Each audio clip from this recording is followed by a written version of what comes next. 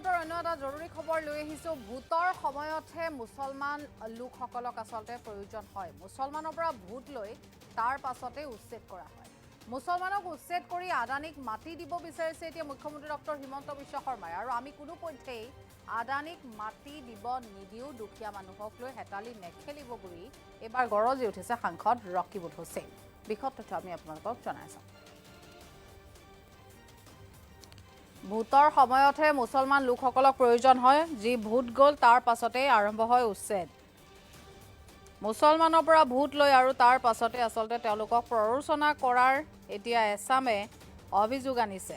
মুছলমানক উচ্ছেদ কৰি আদানীক মাটি দিব বিচাৰিছে মুখ্যমন্ত্ৰী ডক্টৰ হিমন্ত বিশ্ব শৰ্মাই।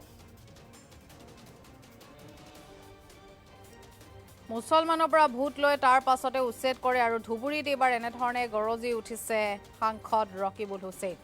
দুখীয়া মানুহক লৈ হেতালি নেখেলিব, আদানীক মাটি দিব বিচাৰিছে তেওঁ। ধুবুৰীত সাংসদ ৰকিবুল হুছেইনে এনেধৰণে এইবাৰ কেতবোৰ মন্তব্য কৰা দেখিবলৈ পোৱা গৈছে। দুখীয়া মানুহক লৈ হেতালি নেখেলিবলৈ মুখ্যমন্ত্ৰীগৰাকীক আহ্বান জনাইছে। ভোটৰ সময়তহে কিয় মুছলমান মানুহক আচলতে প্ৰয়োজন হয়। যি ভোট যায় তাৰ পাছতে মুছলমানৰ ওপৰত আচলতে উচ্ছেদ কিয় কৰা হয়, বা মুছলমানৰ পৰা ভোট লৈ মুছলমানৰ যি মৌলিক অধিকাৰ সেই মৌলিক অধিকাৰ খৰ্ব কিয় কৰা হয় বুলি তেওঁ প্ৰশ্ন উত্থাপন কৰে। মুছলমানক বাৰম্বাৰ উচ্ছেদ কৰা হয় আৰু সেই মুছলমানসকলক উচ্ছেদ কৰি আদানীক মাটি দিব বিচাৰিছে এতিয়া মুখ্যমন্ত্ৰী ডক্টৰ হিমন্ত বিশ্ব শৰ্মাই। আৰু আমি কোনোপধ্যেই আদানীক মাটি দিব নিদিও, দুখীয়া মানুহক লৈ হেতালি নেখেলিবলৈ তেওঁ মন্তব্য কৰে। ধুবুৰীত এনেধৰণে এইবাৰ সাংসদ ৰকিবুল হুছেইন গৰজি উঠিছে। মুখ্যমন্ত্ৰীগৰাকীক লৈ তেওঁ কেতবোৰ মন্তব্য কৰিছে। বিশেষকৈ মুছলমানৰ যি ভোট সেই ভোটক লৈ কৰা যি মন্তব্য সেই মন্তব্যৰ পাছতে এইবাৰ গৰজি উঠিছে সাংসদ ৰকিবুল হুছেইন। মুছলমানৰ পৰা ভোট ঠিকেই লয়, কিন্তু তাৰ পাছতে বাৰম্বাৰ মুছলমানক আচলতে প্ৰৰোচনা কৰি আহিছে, উচ্ছেদ কৰা হৈছে, মুছলমানৰ সৈতে আচলতে অন্যায় কৰা হৈ আহিছে।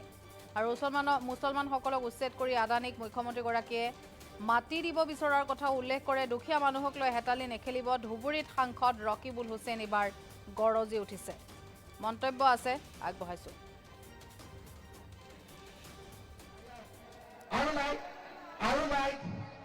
কিমান ধুনীয়া লাগিছে।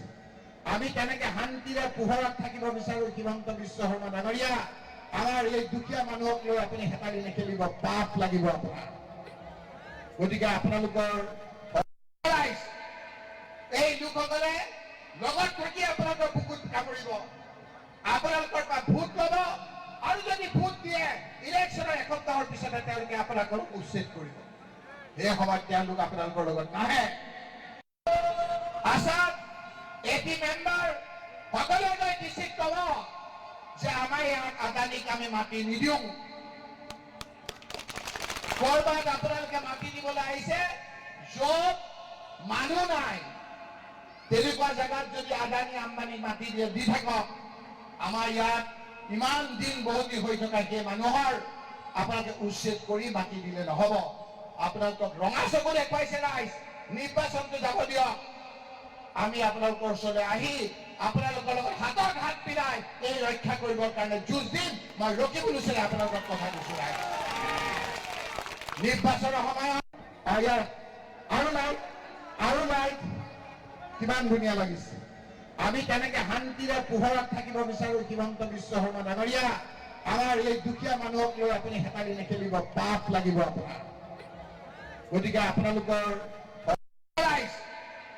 এই লোকসকলে লগত থাকি আপোনালোকৰ বুকুত কামুৰিব, আপোনালোকৰ পৰা ভোট ল'ব, আৰু যদি ভোট দিয়ে ইলেকশ্যনৰ এসপ্তাহৰ পিছতে তেওঁলোকে আপোনালোকক উচ্ছেদ কৰিব।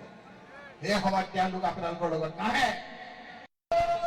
আসাম এপি মেম্বাৰ সকলোৱে নিশ্চিত ক'ব যে আমাৰ ইয়াত আদানীক আমি মাটি নিদিওঁ। ক'ৰবাত আপোনালোকে মাটি দিবলৈ আহিছে য'ত মানুহ নাই, তেনেকুৱা জেগাত যদি আদানী আম্বানী মাটি দি থাকক, আমাৰ ইয়াত ইমান দিন বহুতি হৈ থকা সেই মানুহৰ আপোনালোকে উচ্ছেদ কৰি মাটি দিলে নহ'ব। আপোনালোকক ৰঙা চকুৰে দেখুৱাইছে ৰাইজ, নিৰ্বাচনটো যাব দিয়ক। আমি আপোনালোকৰ ওচৰলৈ আহি আপোনালোকৰ লগত হাতত হাত মিলাই এই ৰক্ষা কৰিবৰ কাৰণে যুঁজ দিম। মই ৰকিবুল হুছেইনে আপোনালোকক কথা দিছো ৰাইজ।